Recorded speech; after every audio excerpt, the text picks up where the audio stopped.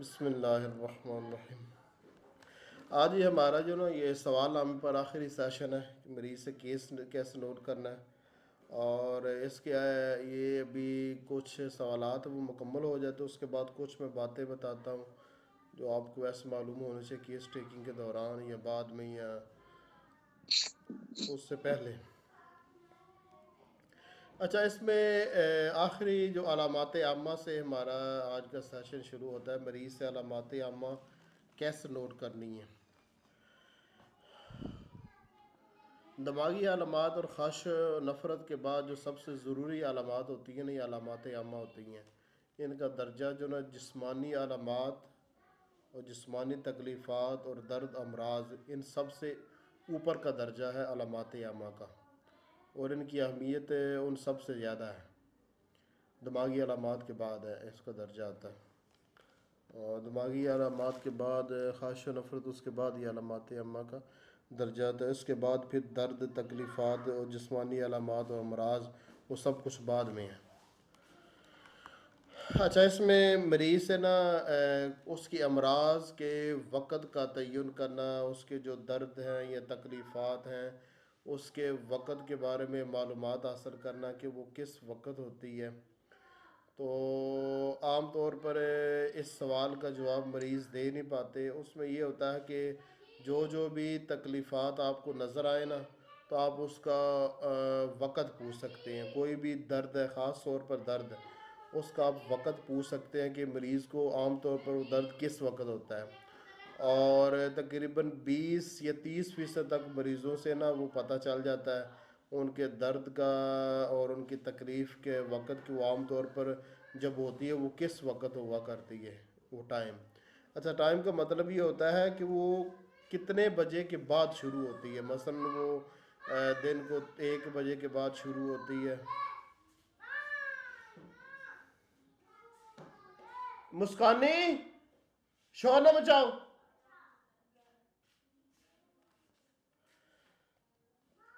दिन को 1 बजे के बाद होती है। जिस तरह की आर्सेनिक की तकलीफ़ात है, जैसे 1 बजता है तो उसके बाद उसकी तकलीफ़ात शुरू हो जाती हैं।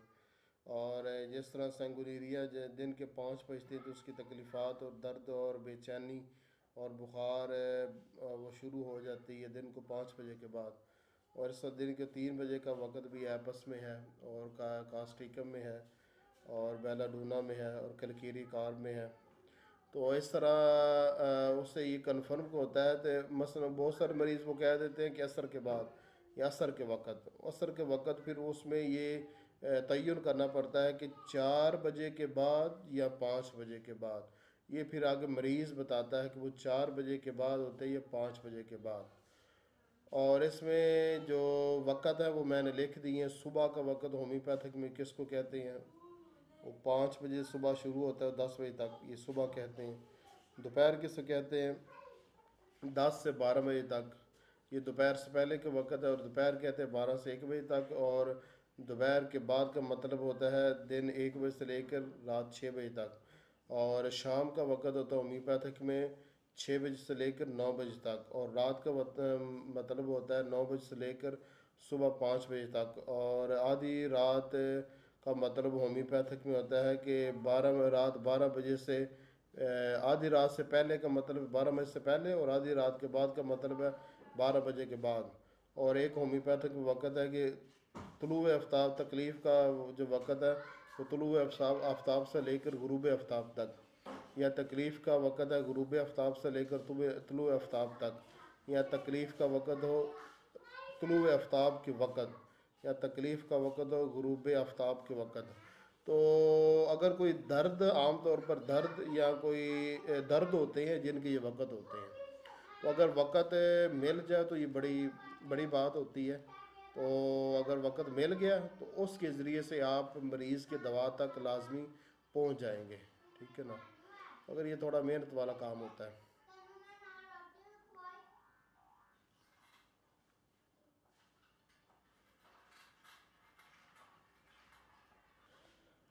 आगे ये सवाल है कि मरीज़ से पूछना कि ज़्यादा जो एक्टिव है, ज़्यादा जो चुस्त है, ज़्यादा बेहतर वो किस वक्त महसूस करता है, सुबह के वक्त उठने के बाद या मगरिब के बाद। तो ये असल में इंसान जो ना इसको दो किस्म की होती हैं। कुछ वो होते हैं जिनको दिन अच्छा लगता है, रात अच्छी नहीं लगती। और कुछ वो होते हैं जिनको रात अच्छी लगती है, दिन नहीं अच्छा लगता। तो इस तरह दो हिस्सों में तकसीम है। जिस तरह के मेडोरिनम है, उसको दिन अच्छा नहीं लगता, और जैसे सूर्य गुरूब होता है तो उसकी तबीयत पहले से बेहतर हो जाती है।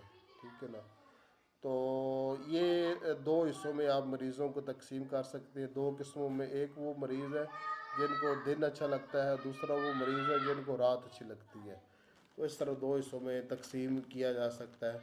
मगर वो हमारी जो रिपोर्टरी के ज़रिए से फिर आप मदद ले सकते हैं कि अगर उसकी तकलीफ़ात दिन को ज़्यादा होगी तो ज़ाहिर बात रात अच्छी उसको लगेगी। अगर रात को तकलीफ़ात ज़्यादा होगी तो ज़ाहिर बात उसको दिन अच्छा लगेगा।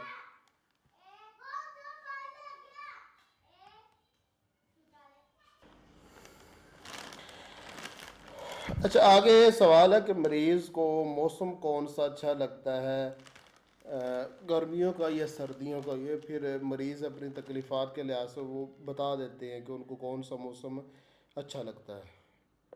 और फिर वो उससे पूछ भी सकते हैं कि उसके अच्छा लगने की वजह क्या है, दूसरा मौसम बुरा लगने की वजह क्या है। तो कुछ मरीज़ फिर वो डिटेल से बताते हैं, कुछ बस इतने बता देते हैं कि उनको गर्मी नहीं पसंद या उनको सर्दी नहीं पसंद।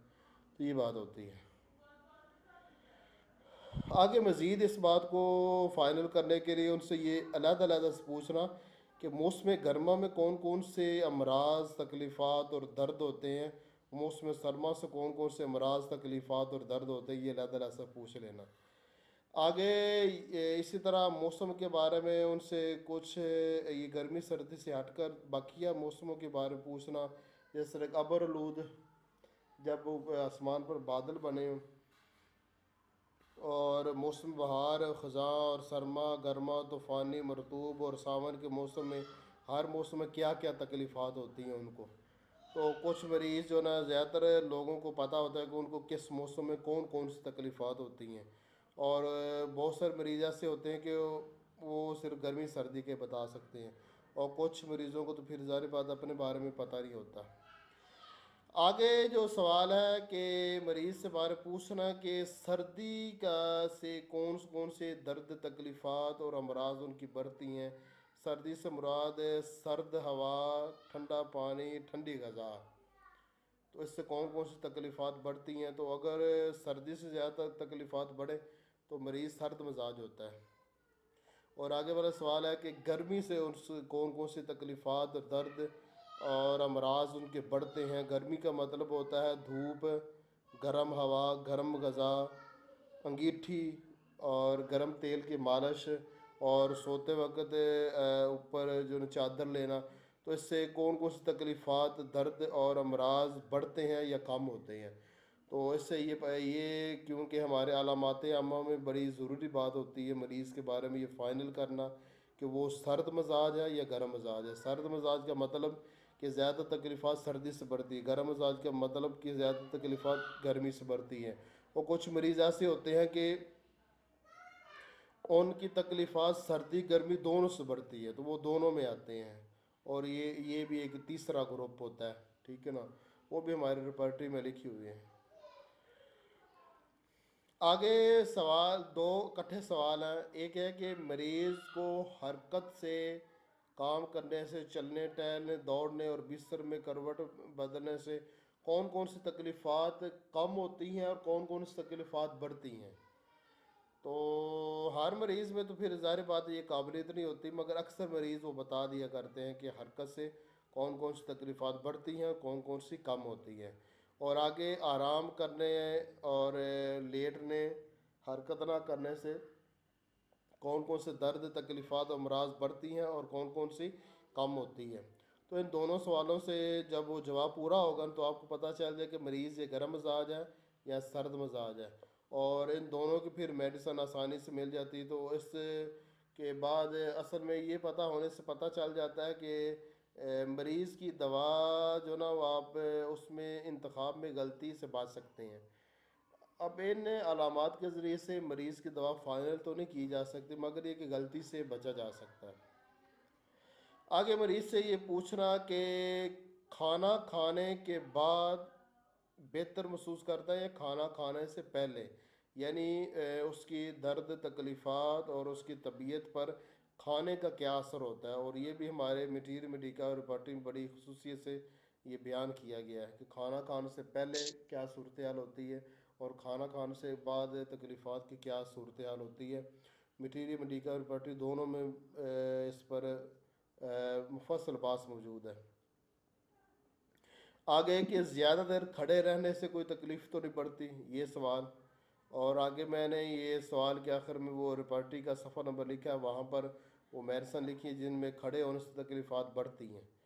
और आगे सवाल है कि लेटने से कौन कौन सी तकलीफ़ात और दर्द और अमराज बढ़ती हैं या कम होती हैं, तो वो। और आगे कि ये एक सवाल है कि असल में ऊपर ये सवाल हो भी चुका है कि ख़ाश नफ़रत के बारे में सवाल वो ऊपर गुजर चुका है, मगर ये एक दूसरी किस्म का सवाल है कि कौन कौन सी ग़िज़ाएँ खाने से मैदे में तकलीफ़, दर्द, मसाइल या दस्त लग जाते हैं या कब्ज़ हो जाती हैं। ये आम तौर पर मरीज़ वो बताते हैं कि फ़लाँ फ़लाँ चीज़ खाने से मुझे कब्ज़ हो जाती है और फ़लाँ फ़लाँ चीज़ खाने से मुझे दस्त लग जाते हैं, या फ़लाँ चीज़ खाने से पेट में दर्द होने लग पड़ती है, या भूख ख़त्म हो जाती है, या गैस बनने लग पड़ती है। तो ये पर उस ग़िज़ाओं के बारे में बताते हैं, तो उसकी पूरी डिटेल जो रिपोर्टी में वो लिखी हुई है और मटीरियल मेडिका में भी लिखी हुई। मटीरियल मेडिका में ज़्यादा इस चीज़ की डिटेल है, रिपोर्टी में ज़्यादा लिखी हुई है। और बहुत दफ़ा ये अलामत जो ना वो मरीज़ ऐसी अलामतें बयान कर देता है कि मरीज़ की जो वो उस अलामत पर जब ग्रुप में से मेडिसन देखी जाए ना, उसकी 8-10 मेडिसन होती हैं, उनको जब देखा जाए तो मरीज़ की असल दवा तक हम पहुंच जाते हैं बड़ी आसानी के साथ। आगे मरीज से पूछना कि भूखा रहने से तकलीफ़ात में कमी आती हैं या तकलीफ़ात बढ़ती हैं। तो इसमें के लिहाज से कुछ लोग ऐसे होते हैं जो भूखा रहने से उनकी तकलीफ़ात में कमी आती है और कुछ में इजाफा होता है। आगे जिस्म को दबाने से दर्द और तकलीफ़ात, दर्द वगैरह और तकलीफ़ात कम होती हैं या ज़्यादा होती है, और इसकी डिटेल भी मौजूद है। आगे खुली हवा की ख्वाहिश और नफ़रत है या बंद कमरा ज़्यादा पसंद है, और कौन कौन सी तकलीफ़ात बंद कमरे में होती है और जिनको खुली हवा से सुकून होता है। तो इसमें बड़ी डिटेल के साथ दोनों मटीरियल मेडिका और रिपोर्ट में बात की गई है। आगे सीढ़ियाँ चढ़ने से अमूमन उसको थकावट या टांगों में ज़्यादा दर्द तो नहीं होता। तो इस सवाल के जवाब में अगर वो हाँ कहते तो इसका मतलब ये होता है कि मरीज़ में खून की बहुत ज़्यादा कमी है और कमज़ोरी है, और ऐसे मरीज़ को हाइपरटेंसी नहीं दे सकते। आगे मरीज़ अगर शादीशुदा है तो फिर ये सवाल बनता है कि जमा के करने के बाद कौन कौन सी तकलीफ़ात बढ़ती हैं और कौन कौन सी तकलीफ़ात कम होती है। आगे अगर वो फ़ीमेल है तो उसके बारे में कि हैज़ के दिनों में या हैज़ से पहले या बाद में कौन कौन सी तकलीफ़ात बढ़ती हैं और कम होती हैं।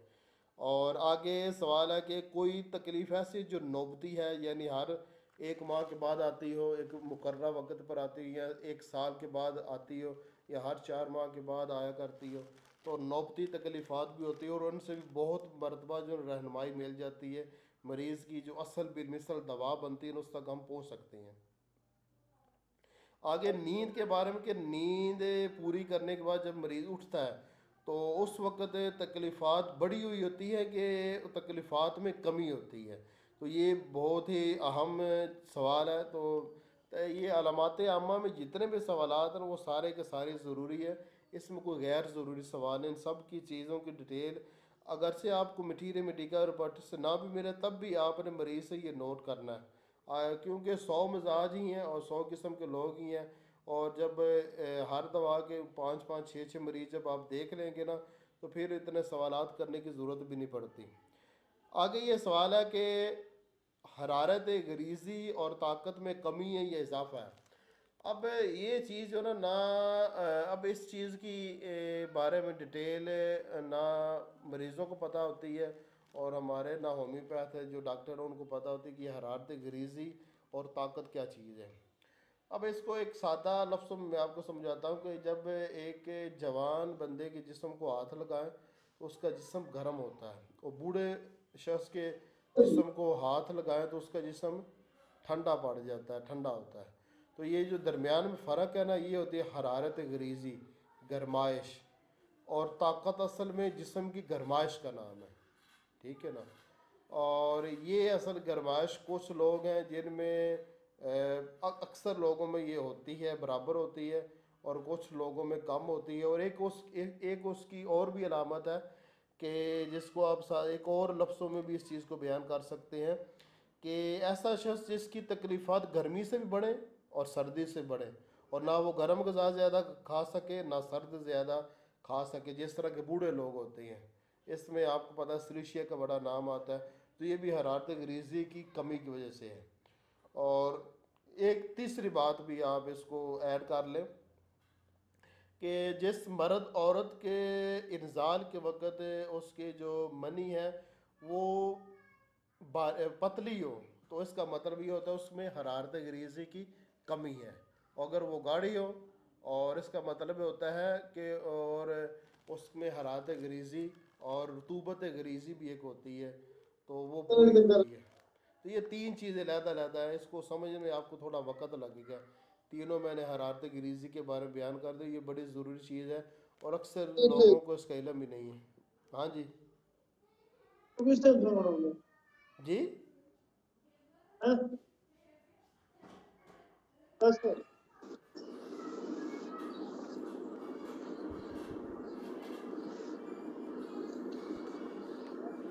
Excuse me sir. हाँ जी। सर जैसे कि फास्फोरस वगैरह हैं ये गर्म ही रहते हैं, तो इनमें तो हरारत गरीज़ी की कमी है, हालांकि इनमें कोई ज्यादा तवानाई तो नहीं है, मगर ये सारा जिस्म गर्म रहता है इस तरह। नहीं नहीं, जलन और चीज़ होती है, जलन और चीज़ होती है, और जो तवानाई जिसके ज़रिए से हम काम करते हैं वो और चीज़ होती है, दोनों में फ़र्क है।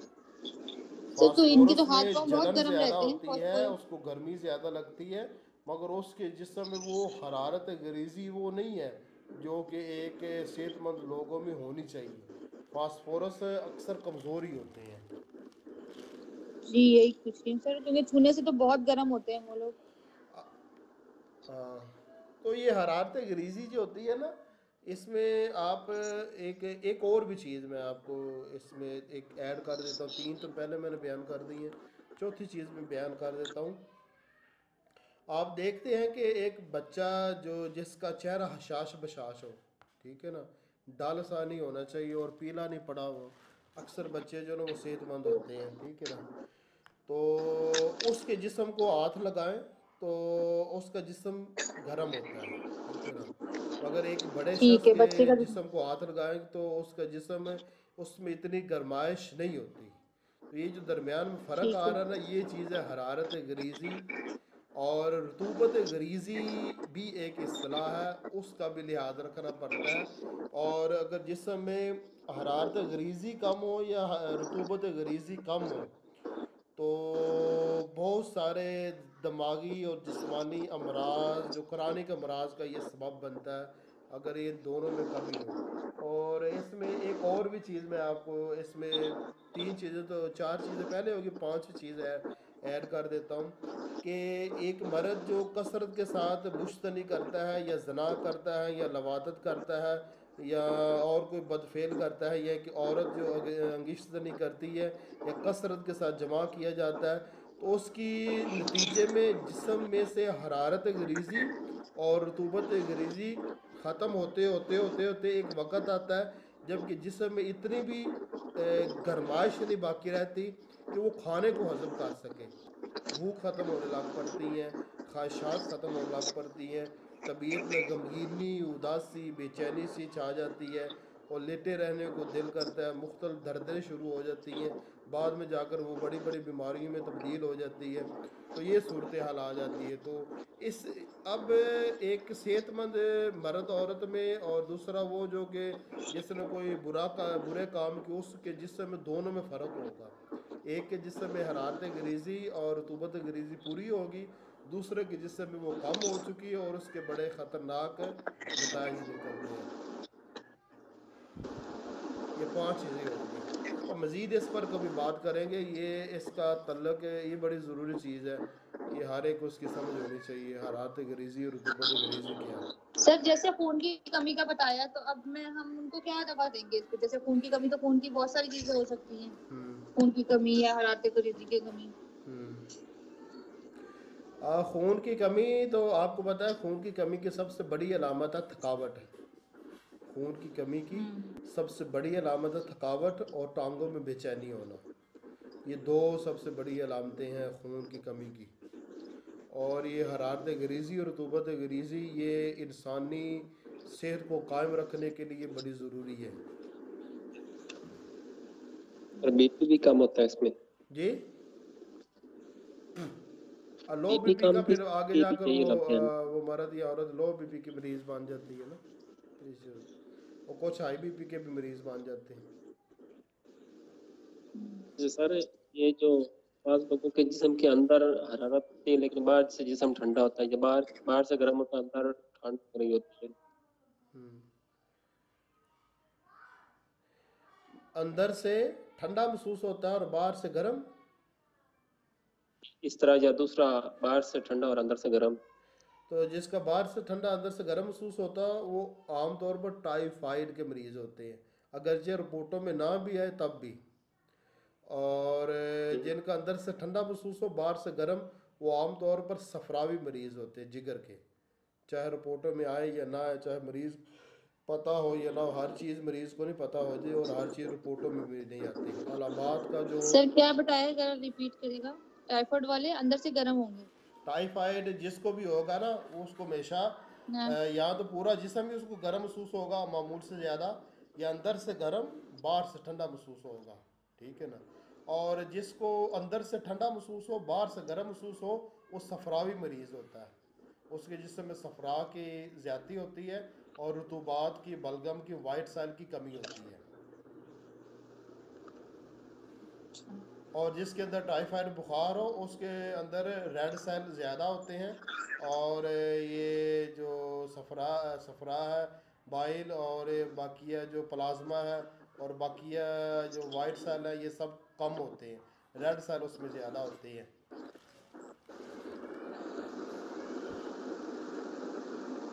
सर कोई गुजराती गति वाला जी,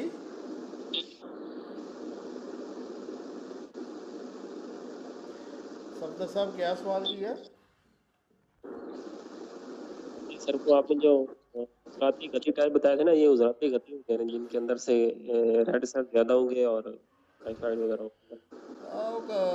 अक्सर उजलाती साबी होते हैं, बाज़ औक़ात उजलाती गुदी होते हैं, अक्सर उजलाती साबी होते हैं। अच्छा, आखिरी सवाल कि मरीज़ वैसे तो जब अलामात देगा तो तब आपको पता चल जाएगा, वरना यह कि आखिरी सवाल मरीज़ से कर लें ज़्यादा बेहतर है।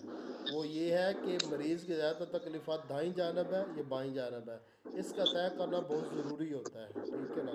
क्योंकि आधी मेडिसन दाईं जानब की है और आधी आधी में जो मेडिसन वो बाईं जानब की है। तो इंतखाब करते वक्त आपको भी पता होगा कि आप जिस दवा के इंतखाब कर रहे हैं तो उसमें गलती नहीं लगेगी। अगर मरीज़ ने दाईं जानब कही हुई तो आप दाईं जानब वाली मेडिसन ही इंतखाब कर सकते हैं, बाईं जानब वाली नहीं।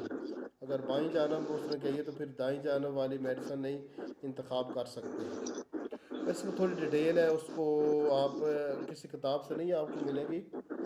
उसमें ये है कि आपकी किस से पता चलेगा कौन सी दवा दाईं जानब की कौन सी बाईं जानब की है। वैसे मैंने वो जो 100 मसाजियत भी उसमें वो बता दिए सब के बारे में। इसमें ख़ुद अगर पता लगाना है तो इसमें यह है कि अगर दायां गुर्दा पहले मुतासर होता है बायां बाद में, तो फिर वो दाईं जाने वाला है, वरना बाईं जाने वाला है। और अगर दाएं कंधे में दर्द है तो दाईं जाने वाला, अगर बाएं कंधे में मरीज़ को दर्द है तो बाईं जाने वाला। अगर गले का ज़्यादातर जो दर्द होता है जब शुरू होता है दाईं जानब से शुरू होता है तो मरीज़ दाईं जाने वाला है, अगर बाईं जानब से शुरू होता है मरीज़ बाईं जाने वाला है। अगर दाईं आँख जो ना वो, अच्छा आँख का जो मामला है ना, इसमें कभी कभी उल्ट भी हो जाता है। ऐसा होता है कि वो दाईं आँख जो ना उसको छोटी महसूस होती है, या दाईं आँख वो काना है दाईं तरफ से, हो सकता है वो बाईं जाने वाले मरीज़ हो, कभी कभी दाईं जाने वाले भी होता है। तो आँखों के बारे में थोड़ा सा जो ना वो उल्ट भी मामला हो जाया करता है। मगर ये दाएं बाजू बाएं बाजू वाला और दाएं गुर्दे बाएं गुर्दे वाला और गले की दाईं जानब बाईं जानब वाला, और या ये कि अक्सर तकलीफ़ात जो उस मटीरियल मेडिका में लिखी होती हैं कि मरीज़ की दाईं जानब ज़्यादा है तो दाईं जानब वाला, अगर बाईं जानब ज़्यादा है तो बाईं जानब वाला। तो ये तरीक़ेकार है। वरना हमारे मटीरियल मेडिका में बस तमाम मेडिसन के बारे में लिखा होता है कि ये दाईं तरफ किया, ये बाईं तरफ किया।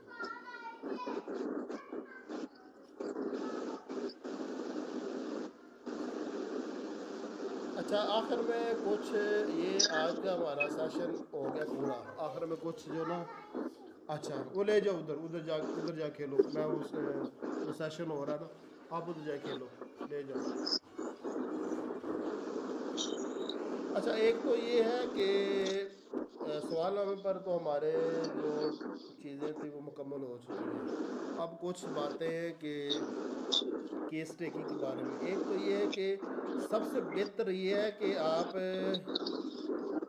ख़ुद मरीज़ से ना केस नोट करें, उसको सवालनामा ना पकड़ाएं बल्कि ख़ुद नोट करें। इसके कुछ फ़ायदे हैं। एक तो ये फ़ायदा ये है कि मरीज़ बहुत सारे सवालात को उसको समझ नहीं आती ये सवाल क्या है, तो आप उसको जब आप सवाल कर रहे होंगे तो जिसकी उसको समझ नहीं आएगी वो पूछ लेगा।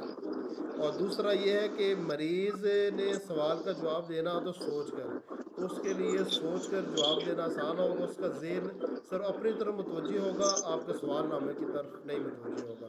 और तीसरा ये है कि बहुत औक़ात ऐसा होता है कि मरीज़ जब जवाब दे रहा होता है वो कोई ना कोई किसी दवा की कलीदी अलामत बोल देता है, ठीक है ना।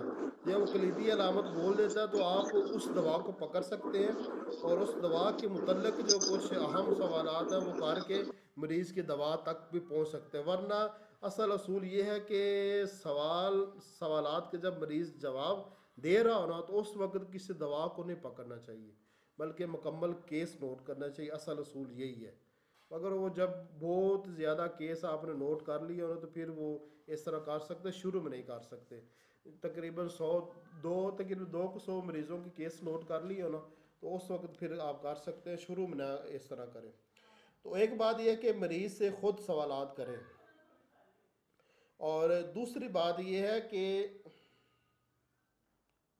जो सर इसका मतलब के उसके जो जवाबात है ना सामने उसको लिखते जाएं, ठीक है ना, उसको लिखते जाएं।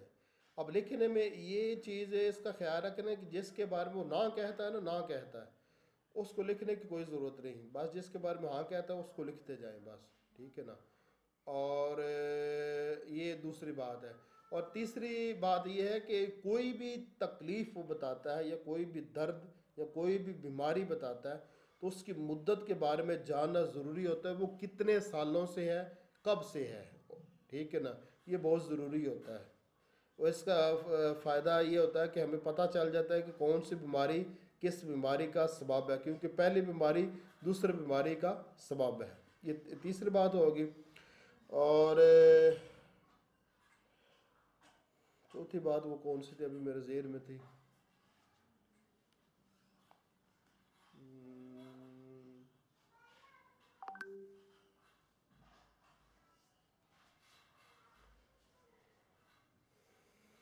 हाँ, ऐसी अलामत जिसके बारे में मरीज़ पूरी तसल्ली के साथ वो ये ना कहे मुझ में है या नहीं, तो वो नोट करने की ज़रूरत नहीं है, वो अलामात में शामिल नहीं होगी। जिस अलामत के बारे में मरीज़ को शक हो, पता नहीं है या नहीं है, वो शक में जवाब दे रहा हो पूरी तसल्ली के साथ और मुतमिन होकर जवाब ना दे रहा, उसको अलामात में शामिल नहीं करना। केस नोट करते हुए उसको नोट करने की ज़रूरत नहीं है, ठीक है ना। 4 बातें होगी। 5वीं बात, कुछ चीज़ें ऐसी होती है, पता क्या चीज़ है जो होता है, बहुत सारी चीज़ें होती हैं जो कि आपको ख़ुद ऑब्ज़र्व करके ख़ुद उसका मुशाहदा करके मरीज़ को देखकर उसकी बातें सुनकर ख़ुद नोट करनी पड़ती, मरीज़ को नहीं पता चलता। जिस तरह के मरीज़ के लहजे में गम होना, या मरीज़ का बहुत ज़्यादा जल्दबाज होना, या मरीज़ का बहुत ज़्यादा सफाई पसंद होना, या मरीज़ की बारोब आवाज़, या मरीज़ के जो चेहरे के बारे में इंफॉर्मेशन है वो आप खुद सब कुछ नोट करें, ठीक है ना। तो बहुत सारी चीज़ें हैं उस वो आगे मरीज़ को भी बताने की ज़रूरत नहीं है, मरीज़ को नहीं बताते। जो चीज़ आप खुद ऑब्ज़र्व कर रही हैं वो ना मरीज़ को बताते हैं ना ही वो मरीज़ से पूछते हैं। और जो चीज़ खुद ऑब्ज़र्व की होती है ना वो मरीज़ के बताए हुए से ज़्यादा ज़रूरी हुआ करती है एक होम्योपैथ डॉक्टर की। और हर एक के शख्स में ये काबिलियत नहीं होती कि वो अपनी अलामात को, ख़ास तौर पर के दिमागी अलामात को बयान कर सके। हर शख्स में ये काबिलियत नहीं होती। ये 5 बातें होगी।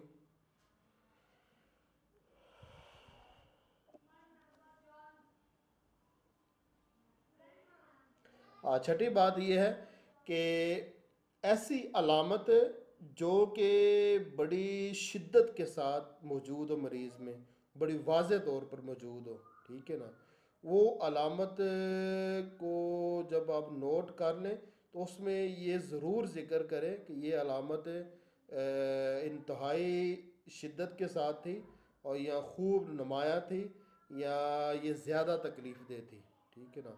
तो वो चीज़ आप ज़रूर उसकी नोट कर उसको जब उस केस नोट कर रहे हो ना तो वो चीज़ उस अलामत के साथ लाजमी लिख लेना। एक चीज़ होती है गुस्सा वार होना, तो ये तो नॉर्मल चीज़ है। एक होता है बहुत ज़्यादा गुस्सा आना कि गुस्से की हालत में कांपना या गुस्से की हालत में चीज़ें तोड़ना, गुस्से में अपने आप को मारना, तो यानी किसी अलामत का एक्सट्रीम लेवल तक होना।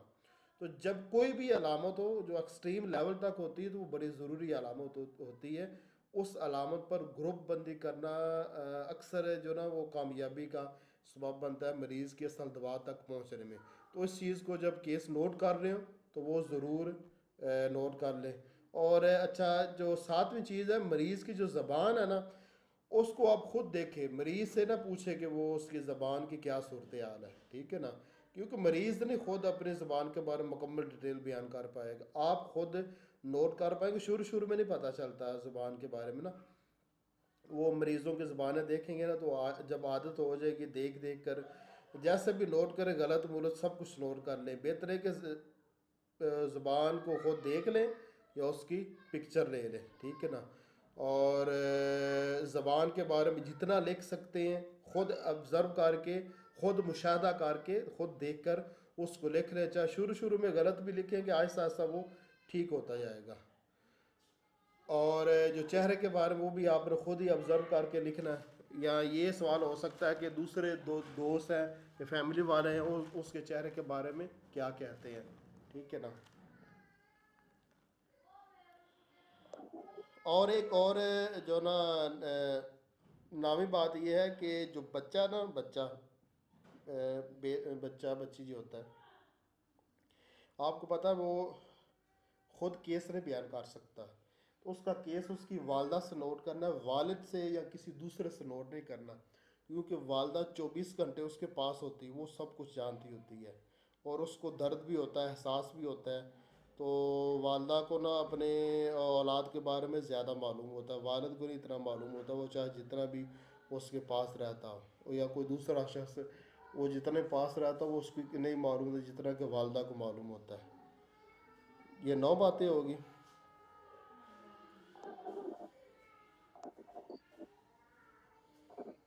असल में इसके बारे में बहुत सारी ये चीज़ें हैं जो जब आप वो केस टेकिंग करेंगे ना तो उसके साथ फिर आहिस्ता आहिस्ता आपको तजर्बा होता जाएगा।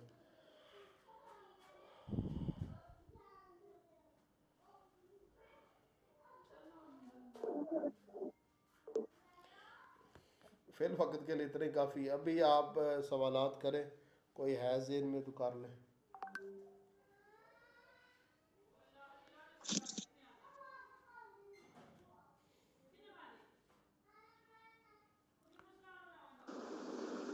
टेकिंग में सारे तो जैसे अगर कोई पेशेंट है जो स्ट्रोक या ऐसी कोई कंडीशन है तो उनका अटेंडेंस तो उसका हवाला बताओ। क्या सवाल किया? सर अगर कोई मरीज नहीं कोई बता सकता, जैसे छोटे बच्चों की तरह के केसेस होते हैं जो नहीं एक्सप्रेस कर सकते, तो फिर उनके तो अटेंडेंस पर ही हमें फिर बेस करना होगा। हाँ, उसमें यह है कि कुछ चीज़ें तो आप खुद भी ऑब्ज़र्व कर सकते हैं मरीज़ के पास जो ना बाज़ का तो वो घर बुला बुला लेते हैं। तो जब भी किसी के घर जाए ना तो कम से कम वो अगर मरीज़ ज़्यादा सीरियस हो तो आप उसके पास आधा घंटा 1 घंटा बैठे ऑब्ज़र्व कर, जितना वो ख़ुद बयान कर सके ठीक है, बाकी है उसके वालदैन से जो ना वो ख़ास तौर पर वालदा से या वो जो उसकी तीमारदारी कर रहा है उससे नोट कर सकते हैं। सर जो अलामात ही नहीं बता रहा हूँ फिर क्या करें? जैसे ये स्टेफी, आज मेरे पास एक स्टेफी का केस आया था, अल्लाह वो कोई हाफिज़, अलामात ही नहीं बता। अल्लाह हाफिज़, हाँ, उसको अल्लाह हाफिज़ कर दो। अल्लाह हाफ़िज़। हाँ उनको सर मैं एक हफ्ते से मैं अल्लाह हाफ़िज़ जाए किया हुआ था, वो पीछे लगा के मेरे दे दें इसकी दवा वो। हाँ कि डॉक्टर साहब मेरी दवा बना दे, छोड़े आप इतनी क्या सवाल करेंगी, और वो अब मैं क्या जवाब दूं, बस यही यही बोले जा रहे। तो वो तो मुझे शक्ल देख के और वो देख के वो मसला समझ में आ गया था। वो तंबाकू नोशी भी काफी करता है और ये बीड़ी वगैरह पता नहीं क्या खाता है, उसकी बेगम की इंतकाल हो गया। तो मतलब वो बहन भी कह रही है वो हमसे कोई बात थोड़ी करते हैं इतना, कोई जो आप इनसे इतने सवाल कर रही है, कुछ भी नहीं बोलेंगे वो, बहन से भी नहीं बोलते। अब मैं उनकी दवा कैसे दूं? तो हाँ ये वो तो बड़ा, अगर चेहरा देखकर पता चल जाता है तो तब दे सकते हैं, अगर नहीं चलता तो फिर रहने दे। उनकी बहनें वगैरह तो मुझसे लेती है, उनका सारा खानदान तो इनको मुझे पता कहते है। हैं बंद इंसान। तो बंद इंसान तो के इतना तहत भी जो क्या सर, कुछ भी नहीं कहना चाहिए, कुछ भी नहीं कहना चाहते ऐसा तो। मेरे में पिछले हफ्ते आया था, वो चाइना का मरीज था, मुझे पता चल गया था चाइना को कुछ सही कोई भी किसी भी सवाल का सही जवाब नहीं दे रहा था। अच्छा वो अच्छा, पता चल तो मैंने जाता है। चाइना का मरीज ही देखा। चाइना का स्टाफ से ज़्यादा बंद होता है। स्टाफ फिर कुछ बहुत कुछ, मेरे पास तो जितने स्टाफ ही आए हैं सब ने सब कुछ बयान किया।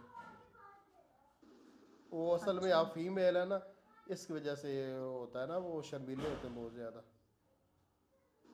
जी, वो बेगम का उनका इंतकाल हो गया था तो मुझे वही हुआ कि उसकी वजह से इनको निम्फोमिनिया वगैरह है कुछ, वो और शर्म उस की वजह से वजह ही से होता तंबाकू। है। हाँ, और और बहनें हैं बीच में, तो वो बहनों को भी नहीं बोलना उन्होंने, तो फिर जाहिर है कुछ भी नहीं बोलना उन्होंने। ये है। बहरहाल ये बड़े मुश्किल केसेस हैं, बोलना ही नहीं है। वो कह रहे हैं कि मेरे वो गर्दन के पीछे वो है, बस ये बताया इसमें गर्दन के एक पीछे और यहाँ भी पे। अलामत है, खामोश तबाह होना, उसके भी तहत ये चीज़ आती है।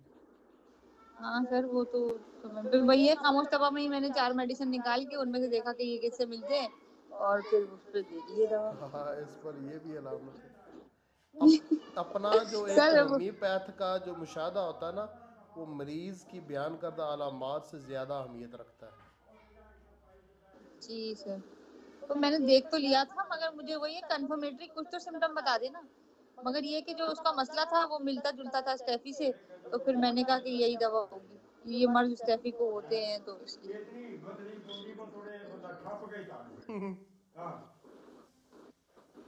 जो वो कुछ परसों केस नहीं था, उससे सर घूम गया। सर जी नहीं जी। घूम जाता उसमें, असल में जो होता है ना, तबीयत आवाज़ार हो जाती, इतना कुछ उसकी बातें सुन सुन के गुस्सा चढ़ता है मतलब। हाँ गुस्सा आ जाता है। मैंने तो सुना, मैंने शुरू किया, मैंने बंद किया, उतनी झिंगर की आवाज आ रही थी पूरे घर में, ऊपर मेरे बच्चे से कहने लगे मम्मा कहीं।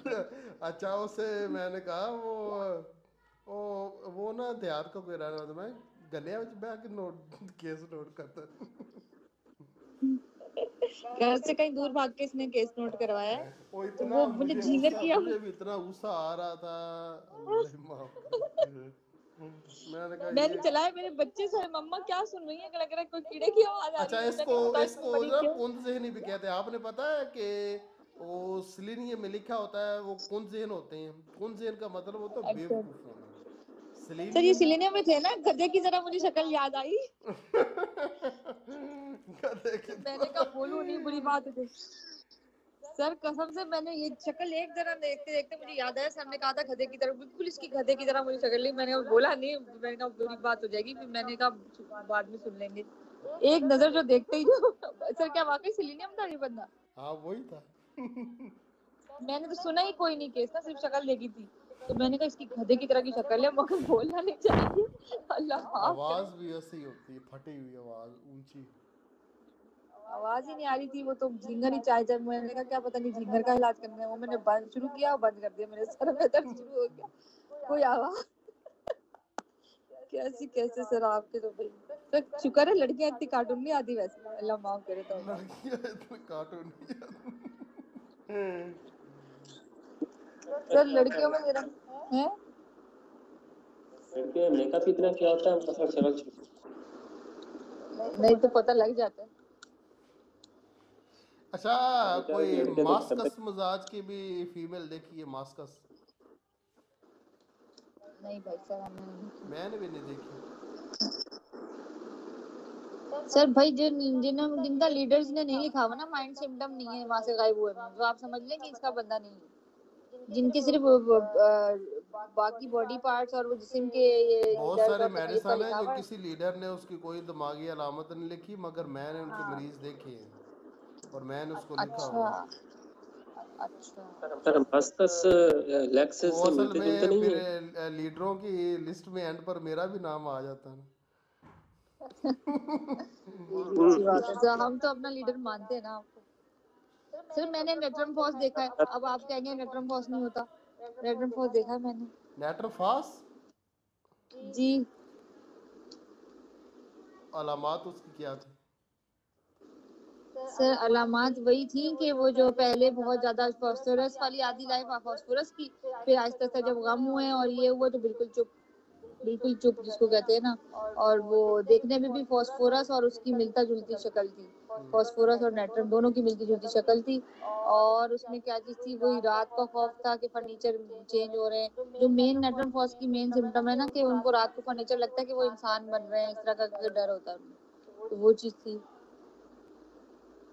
सर फास्फोरस को ना काला कर लें वो नाइट्रम फॉस की शक्ल होती है फास्फोरस वैसे आमतौर पे तो फास्फोरस को गोरे होते काला हैं ना कर ले हाँ फास्फोरस की गोरी शक्ल होती है ना उसको आप जरा सामने नुमा कर ले वो नेट्रम फॉस की शक्ल होती है बिल्कुल वो जो है ना मैंने कहा ये लग रहा है फास्फोरस मगर ये बात इसकी बिल्कुल बंद दिमाग है तो मेन अलामत कल कौन सी आज है नेट्रोफास की सर ये वो जो रात को ना वो फर्नीचर उनको लगते हैं कि ये इंसान बन रहे हैं ये थी उसमें जी सर से मैंने वीडियो में पूछा कि लिखा था रात को कोई मैं किन लफ्जों के साथ लिखी है अलामत एक मिनट सर मैं बताती हूँ।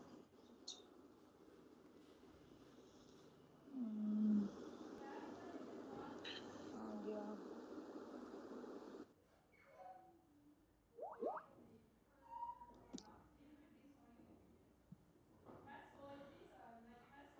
सफदर साहब ये मैसेज किया है खुरम साहब ने वो कहते ज्वाइन नहीं हो रहा काफी सारे मैसेज आ रहे हैं कि ज्वाइन नहीं हो रहा ये इधर शो होते हैं लेकिन फिर आगे पता नहीं क्या उनका शायद नेट का कोई मसला हो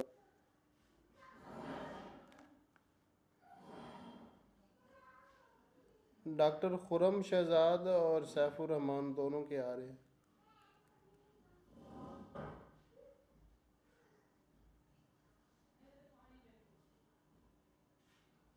उनका सर अब कैसे किया जाए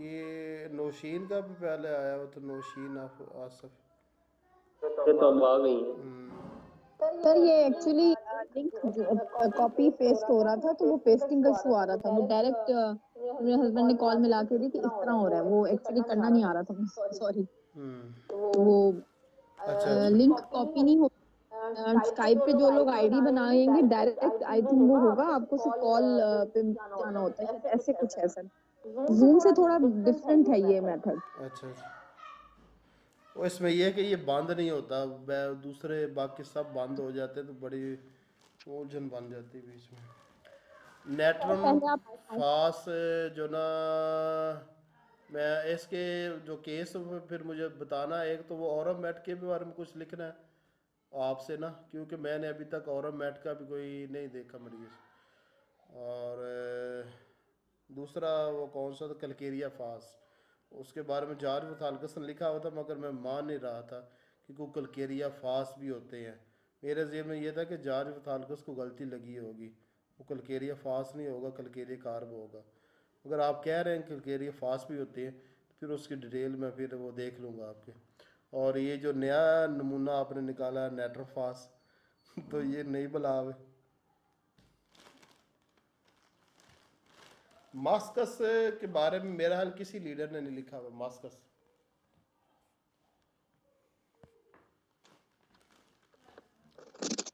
सर मास्कस ना मेरे ख्याल में ये वो लेक्सेस ही होते हैं, लेकिन इनमें ज्यादा बोलने की आदत नहीं होती। बारो भी इस तरह नहीं होते लेक्सेस की तरह। ये स्पेशल खवातीन जो होती है ना, वो ये उसमें सिर्फ फीमेल में आएंगी क्योंकि इसकी अमराज कुछ इस तरह की है, दिमागी अलामात इस तरह की है, वो औरतों में मिलती हैं, मर्दों में नहीं मिलती। ये 45 प्लस जो औरतें होती हैं ना, उनमें ही होता है वो। मैंने जो एज होती है उनकी, उसमें ही होती तो है। मेरा हाल है जब मैं लिख रहा था ना वो अपने वो 100 मजाजी जो मजमून लिख रहा था, उस वक्त किसी डॉक्टर ने मुझे कहा था कि मास्कस मिजाज की भी औरतें होती हैं। ये बस वही समझ लेक्सेस, लेकिन इनमें हसद और वो बातूनी और बारो वो कम होती हैं उससे, मतलब मनफी अपोजिट सोच। साइड पे। जी।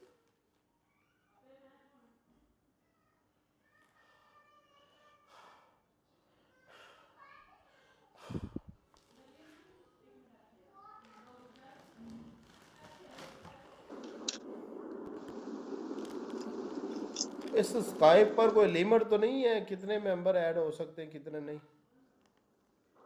नहीं, स्काइप पे तो कोई लिमिट नहीं होती।